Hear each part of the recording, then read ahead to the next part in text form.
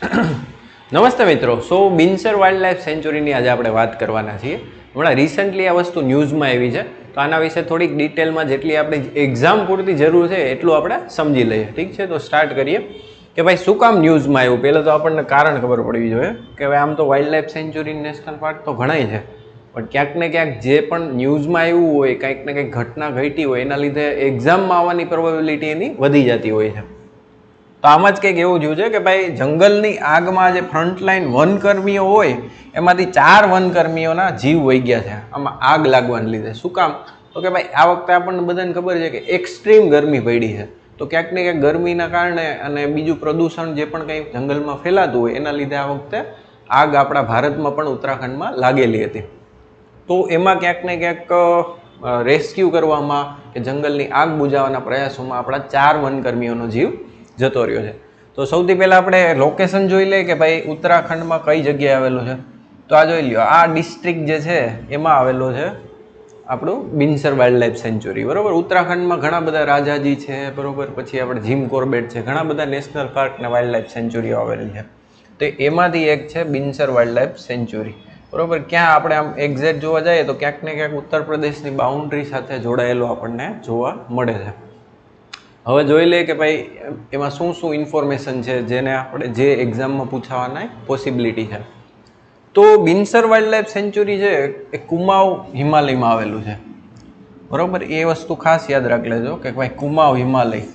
આપણને ખબર જ છે કે ક્યાંક ને ક્યાંક આવા એક ક્વેશ્ચન આવતા હોય છે કે ભાઈ શિવાલિકમાં આવે છે, અપર હિમાલય, મિડલ હિમાલયસ કે લોઅર હિમાલયસ, કેમાં આવે છે? તો કે ભાઈ કુમાઉ હિમાલયનો આ એક પાર્ટ છે. 1988માં અભયારણ્યની સ્થાપના પ્રદેશની સમૃદ્ધ જૈવ વિવિધતાઓને બચાવવા માટે કરવામાં આવ્યો હતો. સ્થાપના ક્યારે થઈ? તો કે 1988માં. તેની વૈવિધ્યસભર ટોપોગ્રાફી અને ઊંચાઈની વિવિધતાઓને કારણે તે વનસ્પતિની નોંધપાત્ર વિવિધતા ધરાવે છે અને અભયારણ્ય મુખ્યત્વે ઓક અને પાઇનના ગાઢ જંગલ આવેલા છે. ઓક અને પાઇન આપણને બધાને ખબર જ છે કે ક્યાંક ને ક્યાંક ફર્નિચરમાં કામ આવી શકે એવા બધા ઝાડવા છે. બરાબર, એટલે એક કહેવાય ને કે ભાઈ જંગલને કપાવાનો ખતરો પણ હોય છે, તો એના સંરક્ષણ માટે પણ ક્યાંક ને ક્યાંક આને વાઇલ્ડ લાઈફ સેન્ચુરીનો દરજ્જો આપેલો હતો. બીજી વસ્તુ તો કે અભયારણ્યમાં સૌથી મહત્વનું શું હોય તો કે કયા પ્રાણી પક્ષી મળતા હોય છે જે અલગ પડતા હોય બીજા કરતાં, એ આપણે યાદ રાખવું પડે. તો આમાં ક્યાં ક્યાં મળે છે? યુરેશિયન જય, કોકોલસ તેતર, મોનલ તેતર અને હિમાલયન વુડપેકર. પક્ષીઓની પ્રજાતિ ખાસ કરીને વધારે મળે છે અને ઉત્તરાખંડમાં આપણને ખબર જ છે કે ટાઈગર તો ક્યાંક ને ક્યાંક હોય જ, એટલે એ તો બાય ડિફોલ્ટ હોય. એ સિવાય દીપડા છે, આ તે એ બધા તો મળતા જ હોય છે, પણ ક્યાંક ને ક્યાંક પક્ષીઓની જે કહેવાય ને, આમાં તમે આપણા થંબનેલમાં પણ આ યુરેશિયન જય આપેલું છે.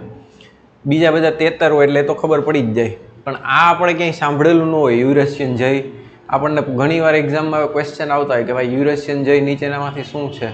પક્ષી છે, આપણે કહેવાય ને કે ભાઈ કોઈ પ્રાણી છે, સરીસૃપ છે, એવા ક્વેશ્ચન આવતા હોય તો આપણે યાદ રાખવું પડે કે આ એક પક્ષી છે જે બિનસર વન્યજીવ અભયારણ્યમાં ખાસ કરીને જોવા મળે છે.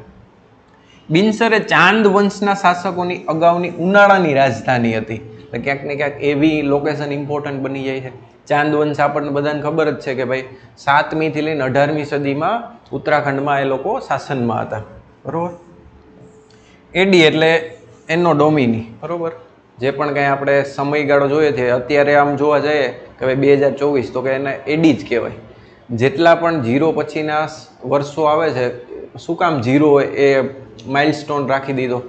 તો કે ભાઈ ક્યાંક ને ક્યાંક અંગ્રેજોનું આપણને બધાને ખબર જ છે કે ભાઈ 16મી 17મી સદીમાં લગભગ 50%થી વધારે વિસ્તારમાં અંગ્રેજોનું રાજ હતું અને એ લોકો ખ્રિસ્તી ધર્મમાં માનતા અને એ લોકોને એવું માનવું હતું કે આપણે ઈસુ ખ્રિસ્તના જન્મ પહેલાં જે છે વસ્તુ બહુ બધી ઓછી હતી અને જે પણ કાંઈ ડેવલપમેન્ટ થયું છે, જે પણ કાંઈ આવ્યું છે, એ બધું ખ્રિસ્તી ધર્મના એટલે કે ઈસુ ખ્રિસ્તના જન્મ પછી બધું ડેવલપમેન્ટ થયું છે.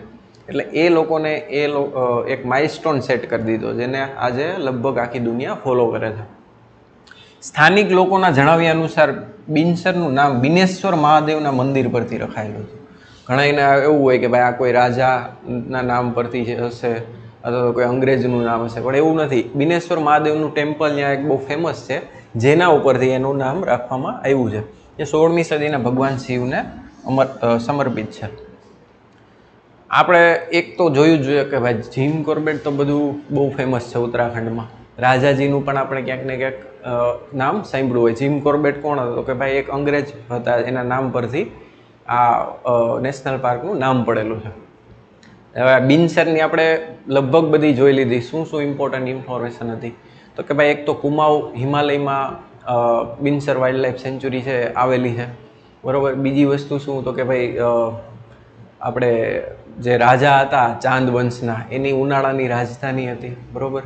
બિનેશ્વર મહાદેવના નામ પરથી આ ટેમ્પલ પડેલું છે, ઉત્તરાખંડમાં આવેલું છે. તો આવી 4-5 વસ્તુ જ છે જે ઇમ્પોર્ટન્ટ છે. એ સિવાય આપણે પક્ષી જે છે યુરેશિયન જય, કોકોલાસ તેતર ને મોનલ તેતર, બરાબર, આ ક્યાંક ને ક્યાંક આપણે યાદ રાખવા જોઈએ. તો આ એક બહુ શોર્ટ વિડીયો હતો, શોર્ટ ટોપિક હતો. આપણે આગળ બધા જેમ જેમ આગળ જતા જશું એમ નાના નાના ટોપિક ઉપર એક સિરીઝ કવર કરશું, જેથી કરીને આપણે ક્યાંક ને પ્રિલિમ્સમાં આવા ટોપિક ક્યાં કામમાં આવે તો કે ભાઈ પ્રિલિમ્સમાં વધારે પડતા કામમાં આવતા હોય. તો એની એક સિરીઝ સ્ટાર્ટ કરશું. આજના વિડીયોમાં આટલું. Thank you very much.